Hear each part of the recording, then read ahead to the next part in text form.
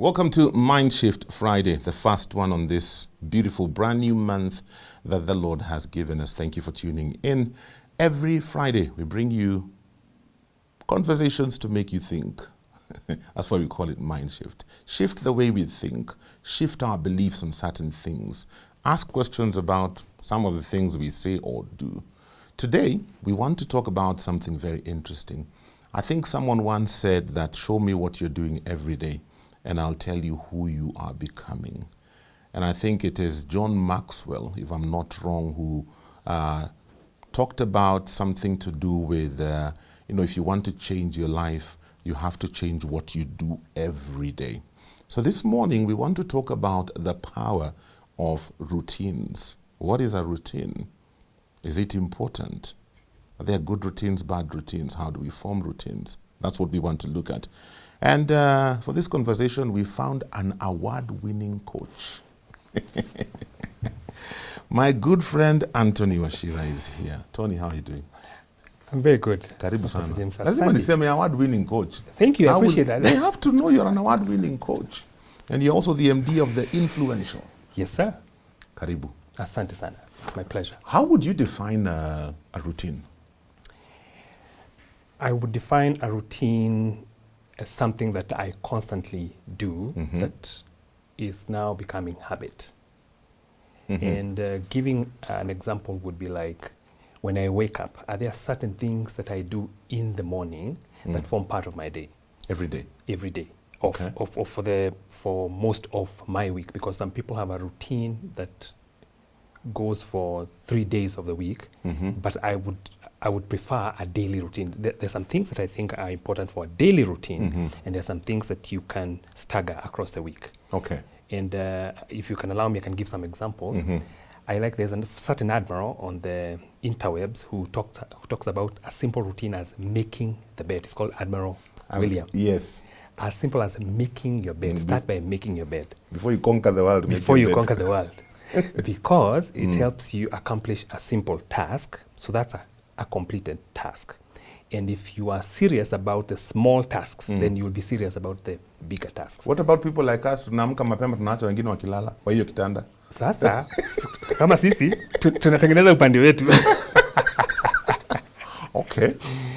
Yeah. So simple tasks like those for us believers, quiet time. Quiet time. Spending time every day with the Lord before you go to conquer the world. And perhaps a little exercise. Some people want to walk, some motion, some kind of motion. If you are very busy and you have a schedule like you have to come very early, do get some time to have a bit of motion because you want your blood to circulate. You do want a routine for you to be fresh.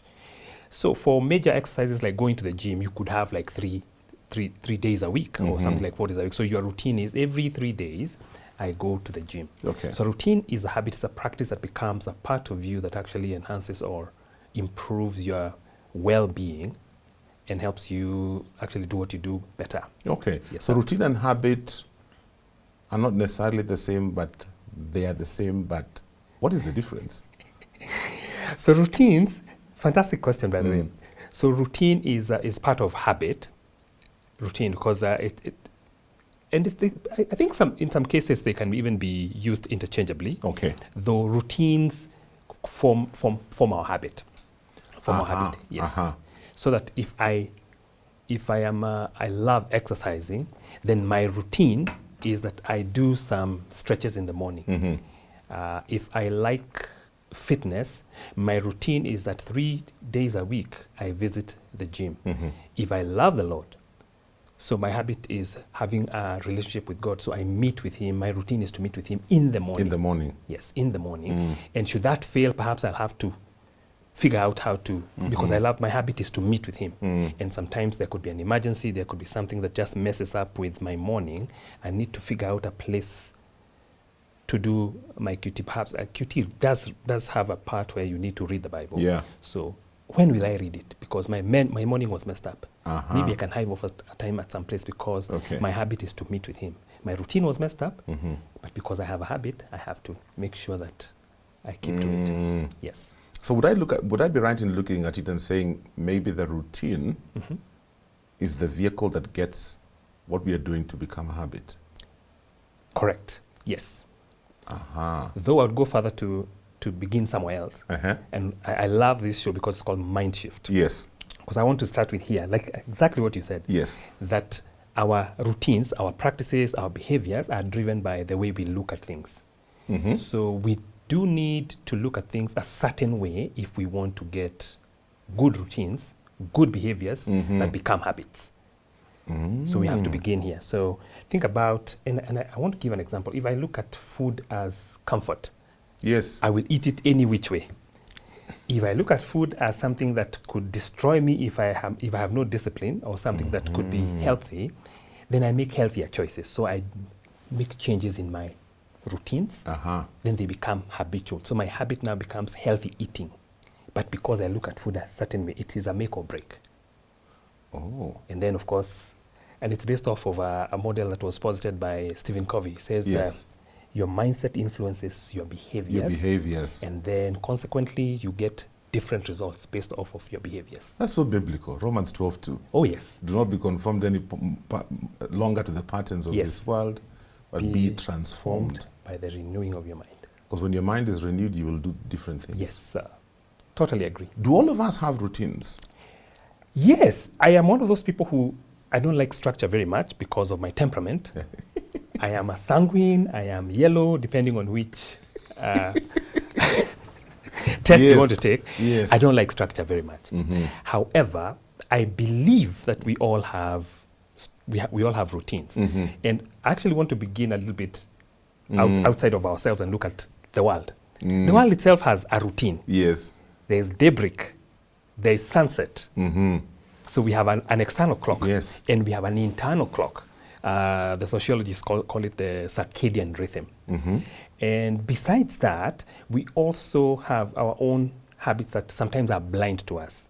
If you got an FBI person, or those guys, our investigators, to follow you, even people like me who don't think I have routine outside of work, maybe, they will actually tell you some things about you that you don't know. You like doing this with your hand. You like there are some things that we do that are part of us that we don't know. So we are creatures of habit, even when we don't like routine and structure. You think, I like that statement, we are creatures of habit. Yes. Because sometimes I think, we live in a generation where people are looking for hacks. Life hack, what hack. I think that's one area where, because we fail to understand it, many people are having trouble hacking their life, so to speak. Because like Paul would say, there are things I don't want to do, but I find myself doing them. Yeah. So how does understanding that we are creatures of habit, tying it together with what we are talking about, routines, how can it help somebody change their life? Sorry, please I missed something. Understanding that we are creatures of habit. Yes. Yeah. When you tie that with routines that we are talking about, how can one kind of like use that to hack their life, to change their life? Thank you very much. I love that question. And I'm a good example of people who don't like structures. Yes. I'm older, thankfully, so I want to think that I'm a little wiser. Yes. But recognizing that we are creatures of habit and that there are things that we do continually. Sometimes we don't realize them. Yeah. But we do them.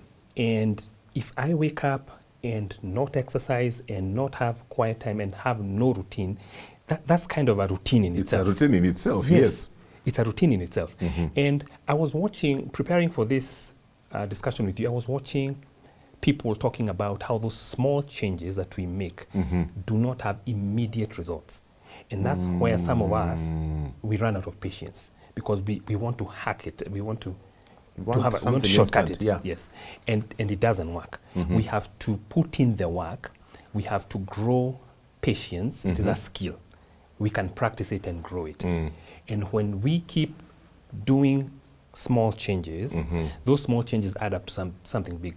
I like the example of a snowball rolling down a hill. And I'm sorry, I'm using that one in Kenya because we don't have snow, but... Tuko na snow Mount Kenya wewe. Tuko na snow Mount Kenya. Hey. So if it was going to roll, not all the way down, sababu itamea tikifika huku chini, somewhere on those peaks, when it begins there, it's insignificant. But along the way as it rolls, it goes gathering momentum and picking up snow. When it gets to the base, it's pretty big. And small incremental steps which form my routine are the ones that are actually going to help me make a big change. You know, we are living in an age when we are not very patient. Yeah. Oh, we are not patient. Because we are able to do so many things with a mobile device. And that sometimes is damaging to routines that could actually be very beneficial to us. Yes, sir. You know, when I watch some of these productivity videos, or when I watch interviews from people whom the world considers to be successful, a lot of conversations are around their morning routine. Yes. And even for you, when we began this conversation, you went to the morning. Yeah. Yeah. Seems like there's a morning routine. Akina Robin Sharma will come with a 5 a.m. club and things you need to do in the morning consistently. Yeah. They will tell you this is Zuckerberg's routine, this is so-and-so's routine. Why is that important? Morning. Why do they focus on the morning and things people do in the morning consistently? Why is that important? I love that question. And I have been in a place where we were being told to do things in the morning. Yes. And some of us were saying, I'm an evening person. Yeah, I'm not a morning person. All of that. Yes. But one of the things that I learned there, even before I heard about Robin Sharma and all of these nice people, is that the morning is the only time we own. Because, yes, because in the morning, the world is asleep. And nobody will call you for an emergency, well, unless there's a real emergency that you need to take care of. And those can be limited to friends and family. Yeah. But morning is the only time that you own. When the day breaks, that is no longer your time. Your children need your attention if you have children. If you have a spouse, they need your attention. If you have a job, the job needs your attention. The world needs your attention. So the time that you have control of, that you can make some real change and meaningful change for yourself to create a routine, is that time in the morning. And that's why a lot of people will talk about the morning. And it actually kind of helps shape the rest of your day. If you start it well, it's like a foundation for your day. If you start it in a shaky way, then the day mostly will be shaky. If you start it well, most of your day those will things go. work. Come and tune hizi motivational speakers wanatuambia. Me, I believe they do. And I have a morning routine. I am a consistent Bible reader. I read my Bible every morning. And that's actually where I was taught about owning the morning. That's the only time that you have. And for me, what we were told is meet with God before you meet the world. Yes. And it helps. You feel different when you've not done it. So if I have to do something very early and it messes up with my time, I have a few scriptures that I have memorized, chapters. So I will memorize, I will say those.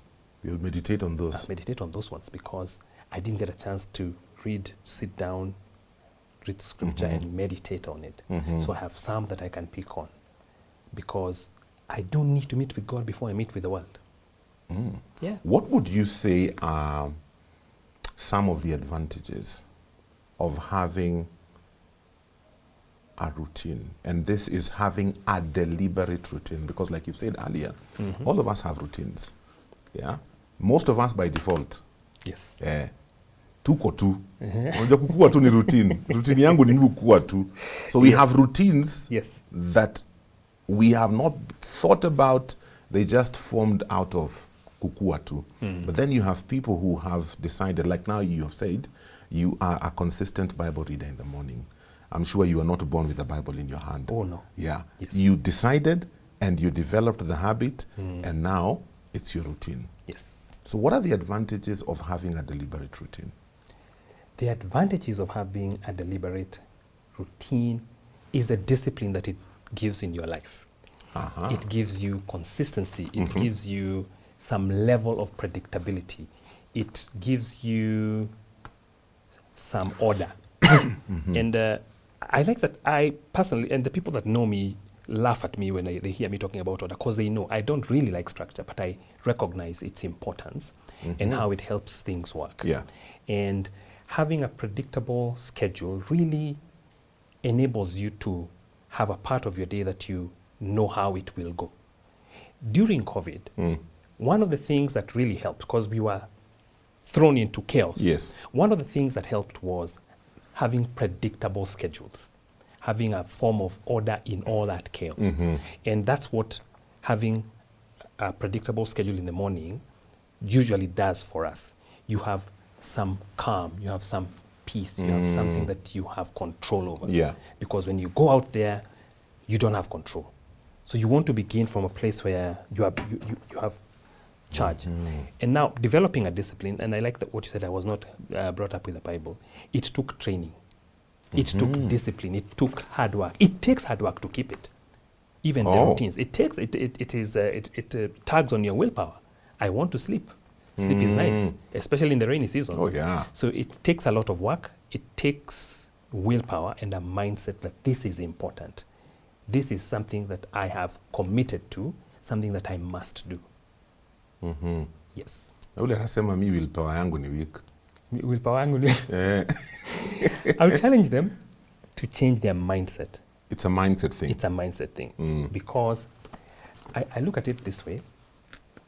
I have been around, we'll acknowledge that it is difficult. I've been around people who are healthy and then all of a sudden they are diagnosed with something like diabetes. And they are told, if you want to live, you need to change your diet. So your mindset shifts about pretty much what we had talked about when we talked about food. Yes. So food now becomes very important. It's life or death for this person. Yeah. So for them to survive, they have to look at food in a very different way. Then it will affect their habits. And then they'll get the results we were talking about, better results. So the people who say that they have a weak, they need to work on how they view routines, how they view their morning, how they view their day, and then they will start developing different behaviors. And then if they commit to it, because it's like a training, you have to train your body. Yeah. If they commit to it, then they will learn. Okay. Yes. I want to give you an opportunity to ask questions this morning. We are talking about the power of routines. And think about your life and what are some of the routines you have. They are there. You may not be able to recognize them immediately, but I can guarantee you they are there. I was ministering in church and I was telling them, I was talking about the power of consistency. And I was telling them, it is such a habit in me that when I go into my bathroom and I look at my reflection in the mirror, do you know the first thought I have? Brush your teeth. There are days I brush my teeth like 4 or 5 times, simply because I went to the bathroom, looked at myself in the mirror, picked up the tooth, it's automatic. Yes. Started brushing my teeth and then I think, hiya, I brushed my teeth 2 hours ago, what am I doing? But it is such a, it's like it's a trigger. Yes. It's a trigger, it triggers me and I want to do that action. There's a question here about procrastination as we talk about routines. Yes. This is from Martin. Martin is watching us from Kisumu and he says, I want to ask, what are the ways to deal with procrastination in the midst of my daily routines? Also, how should I develop consistency in my routines? Oh, that's a great question. So one of the things that I have found that works for Martin is to plan your week. Plan your week. Plan your week, yes. And how do you plan your week? You look at 3 big goals, not too many goals, 2 or 3 big goals that you would like to accomplish in that week. And these goals should be around what is most important to you. The most important things, there's that analogy of a person juggling balls. There's the ball of family, there's a ball of work, there's a ball of, and some are more fragile than others. Yeah. So you need to know what your priorities are so that you begin by slotting the most important parts, the most important priorities based on those buckets of life and work. Yeah. So like family time, like work time, slot those first. Then the others, the fillers now come next. After all the important things have a time slot for you for the week ahead. And I like planning my week on Fridays because what that does is that it helps me go into the weekend. And I'm thinking about busy people now. I'm thinking about that I want to go into the weekend and enjoy the weekend without thinking about work. Yeah. Because sometimes if you don't plan on Friday and you want to plan on Monday, you go through the weekend with breaks of thinking about work, what I didn't do. Yes. That happens to me quite a bit. Yeah. So I would advise him to plan the week. Then in the morning, look at your day because you have time slots so that you know the time slots that are free. And now, if anything new comes, you can slot it in there. I have also learned that using our phones is awesome.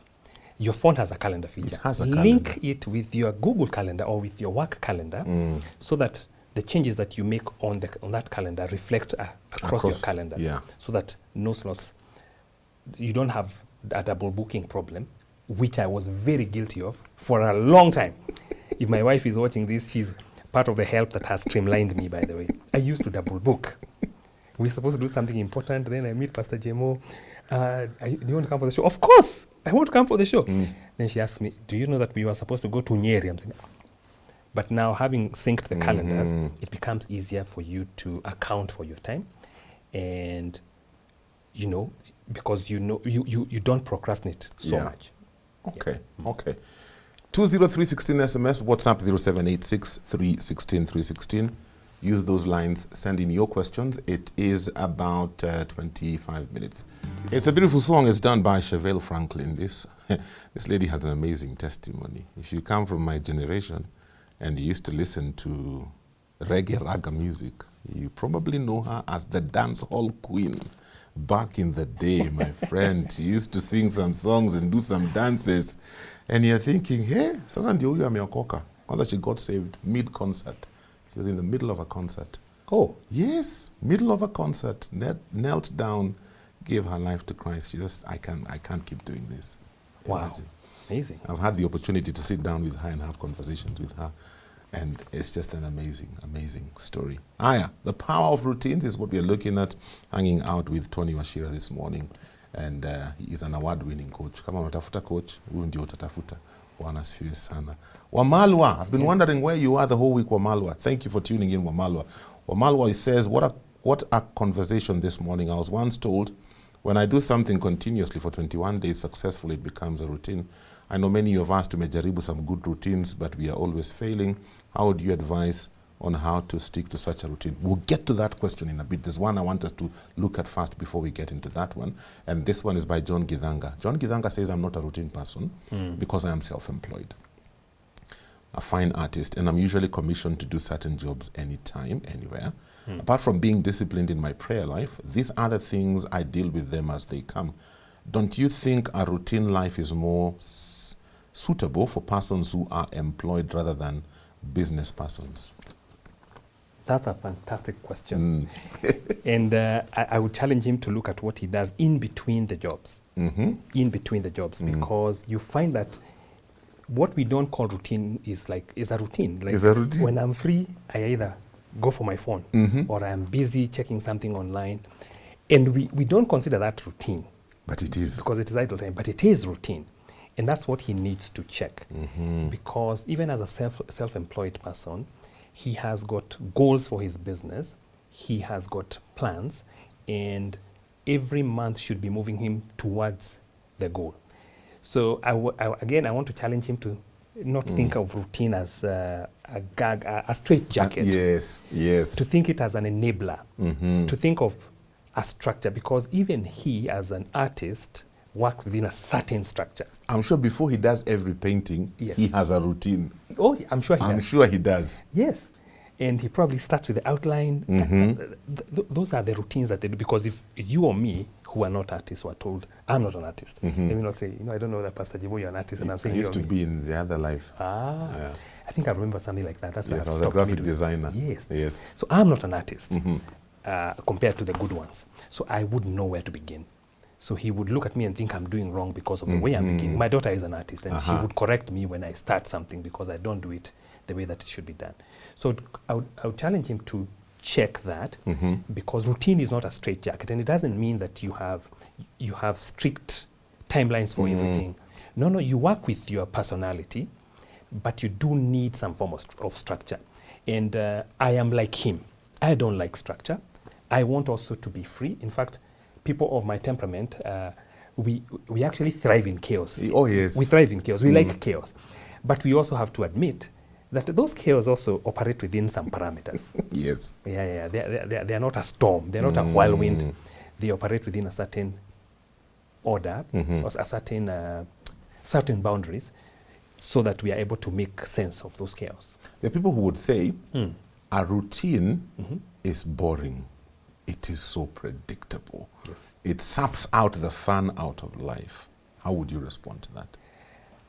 I would challenge them to look at a company like Google, for instance. A company like Google, they are the pioneers of changing how people work by introducing bean bags, by coloring the office, by challenging HR to really think out of the box. And just figure out how to challenge parts of the routine. Because by saying routine, we're not saying that every minute of your day is budgeted for, that you must do X. That's not what we're saying. We're saying that you need, and part of the things that we train on is that you need to rethink the boring stuff, especially with the younger generations coming to work. You need to rethink the boring stuff. The boring stuff. Like work from home or hybrid work or work from a different location. Because if you have emails, even the self-employed gentleman, I wonder how he gets his orders. And most likely there's a formal channel, perhaps an email, perhaps WhatsApp, I don't know, but there's a formal channel. So rethink the boring stuff that is part of the routine so that you don't do it the same way. Like working in a different place. If you are creative and you don't like these walls, work from outside. Work from a Java. Work from a co-working space. Just you are doing the same work, but you're doing it from a different place.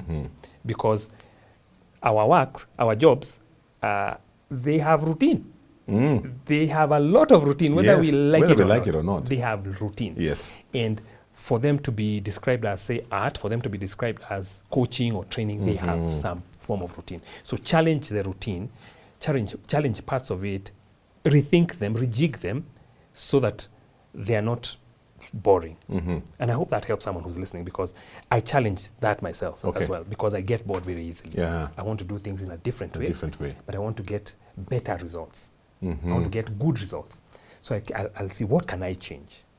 And invite sometimes invite someone who's not even in your field. In your space, let them throw in a spanner in the works and you'll come up with a new way of doing the same things. Great conversation. Could you call how you react in a given situation routine?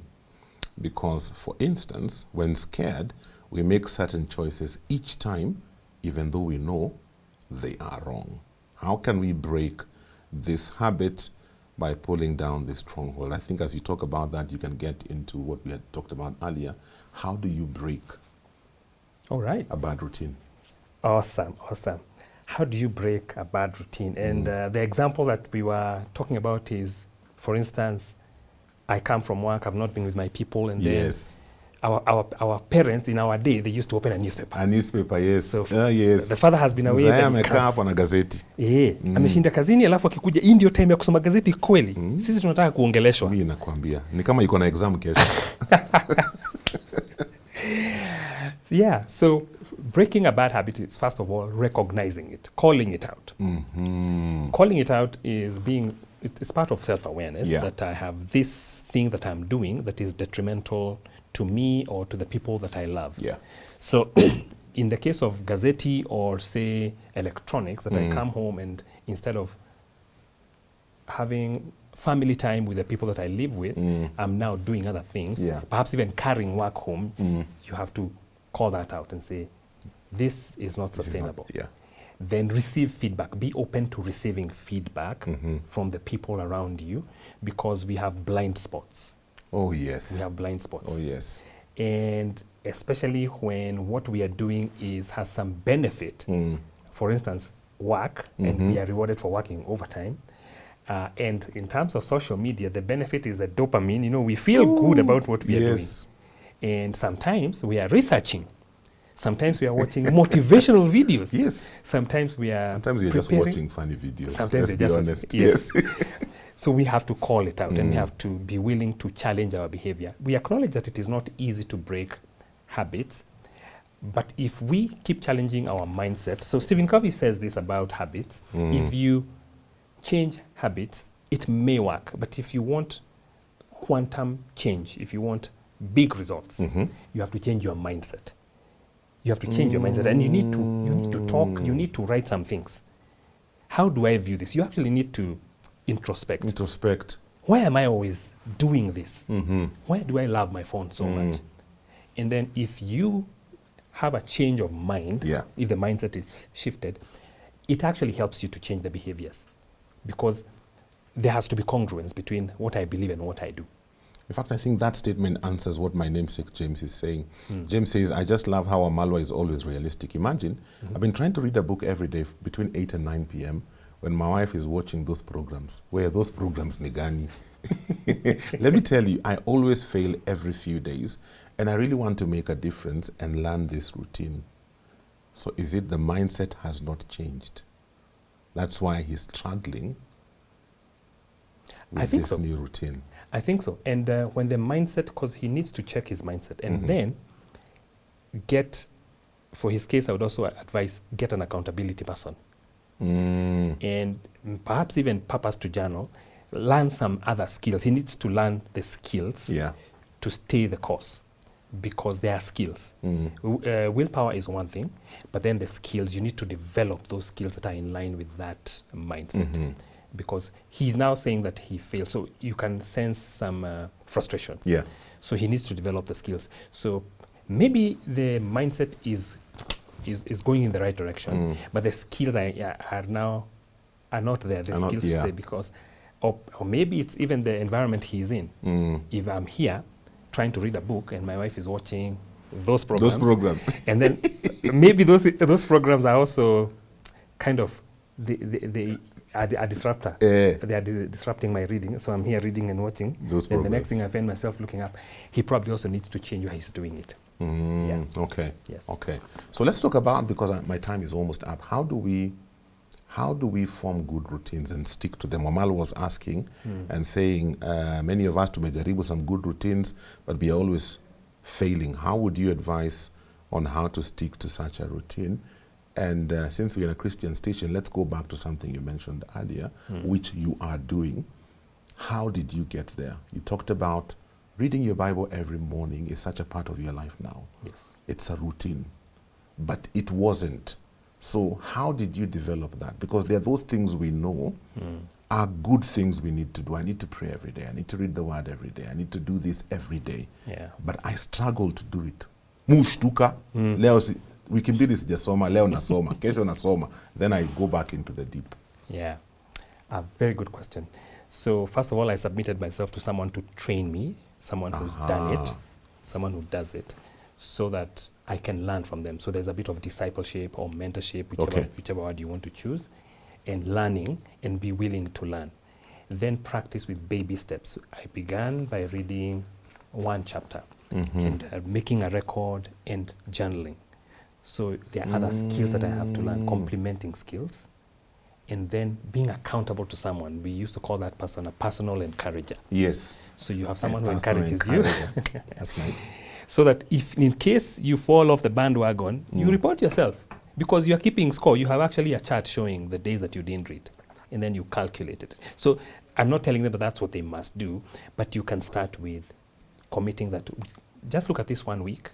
This week, I want to read one chapter every day. If you're able to do that, then start again next week. This week, I want to do a chapter every day. Once you've done that, say in 4 weeks, try two. And if it works and you feel you have more capacity, try 3.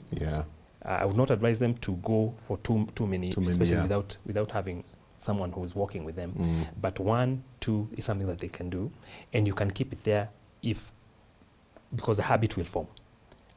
There's some people, and I've seen a question like that if you do something for 21 days, you can actually form a habit. I would say give it a try. There are people who are pro that theory, and there are people who are against that theory. But I would say keep trying. But add these other riders. Have someone that you are accountable to who will ask you questions and keep records and journal about it. So it's not as it is one step, but make it compound, small steps. I read, I record, and I account to someone. I love what you're saying, because I look at it from this perspective. If a thief keeps breaking into my house and they keep using a particular window, what will I do? Reinforce it. I'll reinforce it. Yes. If I keep trying to read a book Yes. every evening between 8 and 9 and I am failing, Yes. what do I need to reinforce? It means I can't trust myself. I've tried doing it alone, Yes. and I keep failing. So let me get somebody to help me.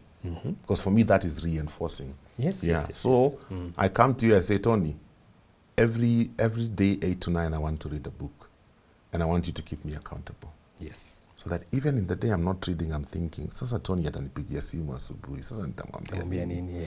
I don't feel like reading, but for the sake of Tony not calling me or him calling me and me giving him an excuse again today, and I gave him excuses last week. What's a trending nisome? Yeah, because I think sometimes you need that help to help you do what you know you need to do, but you don't have the strength or you don't feel like doing it. Yeah. Yeah.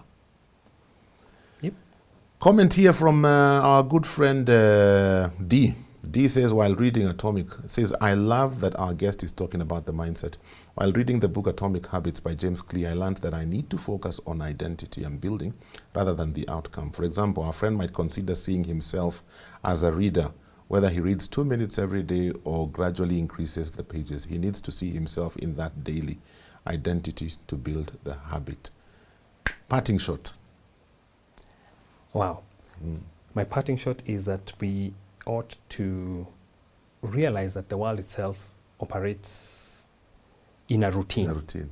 And we exist in that world. Yes. And routine does not stifle creativity.